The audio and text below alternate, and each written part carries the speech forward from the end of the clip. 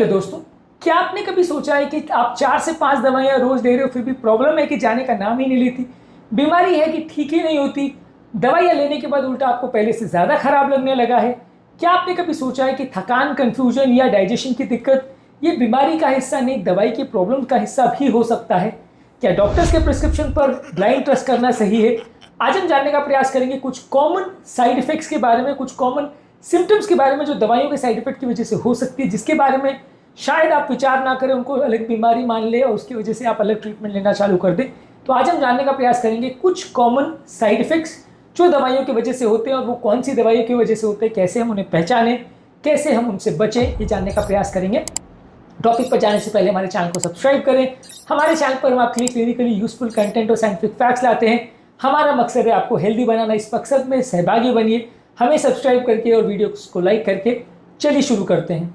इस टॉपिक के दौरान मैं आपको हमारे ओपीडी से रिलेटेड कुछ इंटरेस्टिंग स्टोरीज बताऊंगा, हमारा एक्सपीरियंस और फाइनल वर्डिक्ट बताऊंगा और कुछ साइंटिफिक फैक्ट्स और स्टडीज भी बताता रहूंगा, इसलिए वीडियो को एंड तक देखिएगा। चलिए शुरू करते हैं।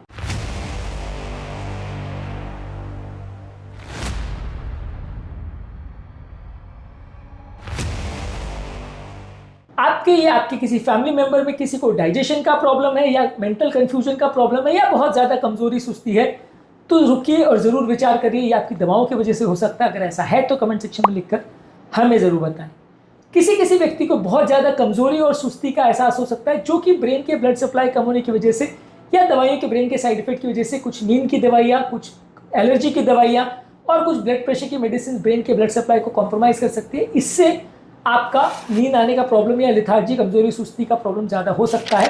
2020 में अमेरिकन जेरियाट्रिक सोसाइटी में एक आर्टिकल पब्लिश हुआ था जिसमें बताया था कि मल्टीपल मेडिसिन वाले लोगों को 30% तक ज़्यादा दिन भर में नींद आने का प्रॉब्लम हो सकता है। रिसेंटली एक 64-year-old स्कूल टीचर हमारे पास आए थे जिनको दिन भर में बार बार नींद आ रही थी, बार बार सुस्ती का प्रॉब्लम आ रहा था।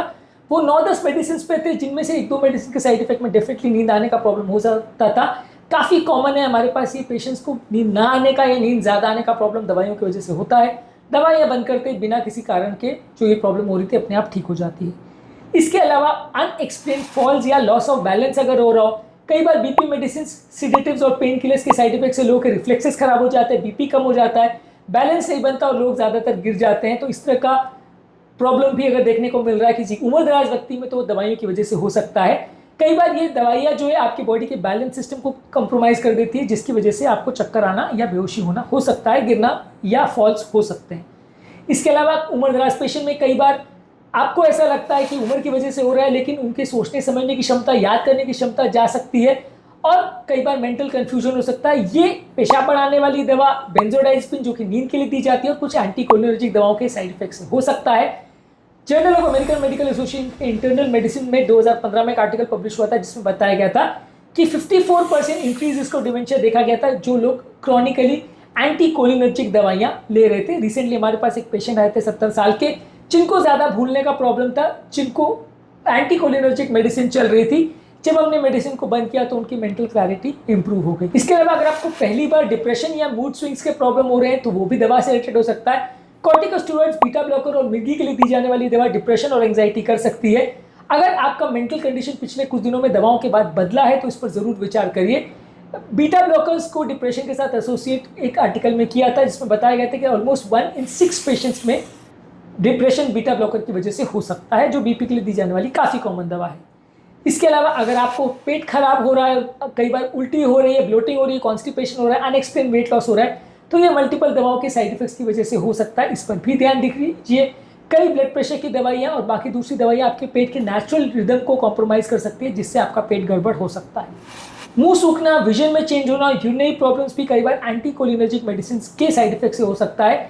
तो अगर ऐसी कोई दवा आपको चल रही है तो इस पर भी ध्यान दीजिए। इस तरह की प्रॉब्लम्स भी कई बार दवा से रिलेटेड हो सकती है। एनल्स ऑफ इंटरनल मेडिसिन में एक आर्टिकल पब्लिश हुआ था जहाँ पे बताया गया था कि फिजिकल और ब्लैडर फंक्शन कंपैरेटिवली ज़्यादा खराब देखने को मिला था वो लोग को जिनको एंटीकोलिनर्जिक मेडिसिन चल रही थी। इसके अलावा अगर आपकी ओवरऑल किडनी फंक्शन पहले से खराब हो रहा है और कोई और कारण नहीं दिख रहा है तो ये कई बार पेन किलर्स या इस तरह की दवाइयों से हो सकता है। रिसेंटली एक पेशेंट हमारे पास आए थे जो आर्थराइटिस के मेडिसिन के लिए पेन किलर्स ले रहे थे, जॉइंट पेन के लिए, और इनके डायबिटिक मेडिसिन के साथ भी वो इंटरेक्ट कर रहा था, किडनी को भी डैमेज कर रहा था, शुगर भी ज़्यादा बढ़ रहा था उनका और उनका किडनी भी कंप्रोमाइज़ हो रहा था पेन किलर्स की वजह से।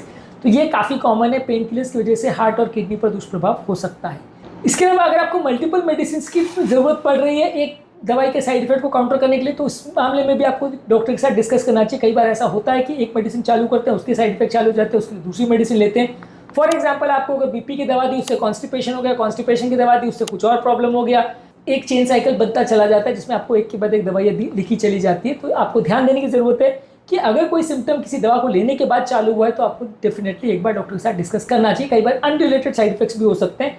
For example, ACE inhibitor group of medicine जो है, उस दवा को लेने से एक सूखी खांसी हो सकती है, जिसके लिए यदि आप लंग्स के डॉक्टर के पास जाओगे तो आपको कॉफ सिरप लेने का फायदा नहीं होगा, जबकि खांसी होने का कारण दवा हो सकती है। बहुत कॉमन है हमारे कार्डियोलॉजी प्रैक्टिस में, तो 100 में से 5% लोग जिनको हम दवा लिखते हैं ये देखने को मिलता है।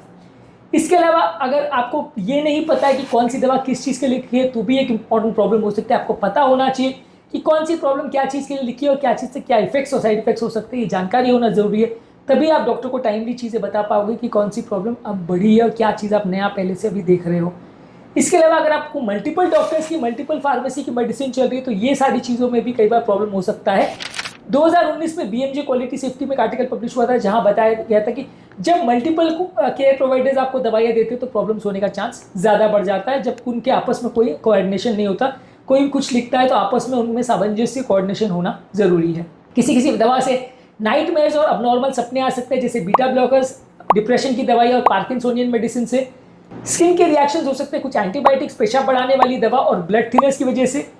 कई बार आपको कंफ्यूजन, लो ब्लड शुगर और अबनॉर्मल वाइटल साइंस हो सकते हैं, जो कई बार लो ब्लड शुगर की वजह से हो सकते हैं। कई दवाइयों की वजह से ऐसा प्रॉब्लम हो सकता है। कुछ दवाइयां अनएक्सप्लेन वेट लॉस या वेट गेन करा सकती है, जैसे स्टेरॉइड्स, इंसुलिन और एंटी डिप्रेशन और थायराइड की दवाइयां आपके वजन को भी बढ़ा घटा सकती है बिना आपके जाने। इसके अलावा देखने में और सुनने में भी कई बार तकलीफ हो सकती है। हाइड्रोज एस्प्रिन, लूप डायरेक्टिक्स और हाइड्रोक्सिक्विनोन जो है, ये आपके कान को और आंखों को अफेक्ट कर सकती है, और ये भी कई बार अगर दवा के साथ हो रहा है तो आपको ध्यान देने की जरूरत है और डॉक्टर के साथ डिस्कस करने की जरूरत है। अगर आपको बहुत ज्यादा मसल वीकनेस और ट्रेमर्स हो रहा है तो ये डायरेटिक्स, स्टैटिन्स और पार्किंसोनियन मेडिसिन के साथ हो सकता है, इस पर भी ध्यान दीजिए।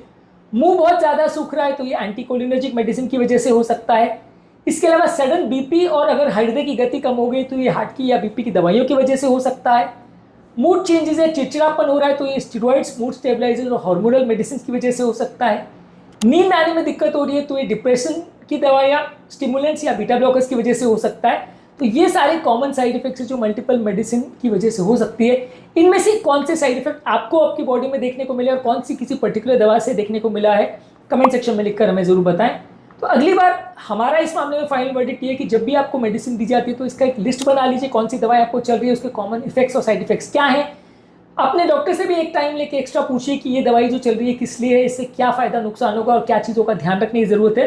कई बार इस मामले में पेशेंट एजुकेशन बहुत इंपॉर्टेंट रोल प्ले करता है आपकी प्रॉब्लम्स को कम करने में। इसके अलावा हर ओवर द काउंटर मेडिसिन या हर्बल मेडिसिन जो आप लेते हैं वो भी नुकसान कर सकता है, उस पर भी ध्यान दीजिए।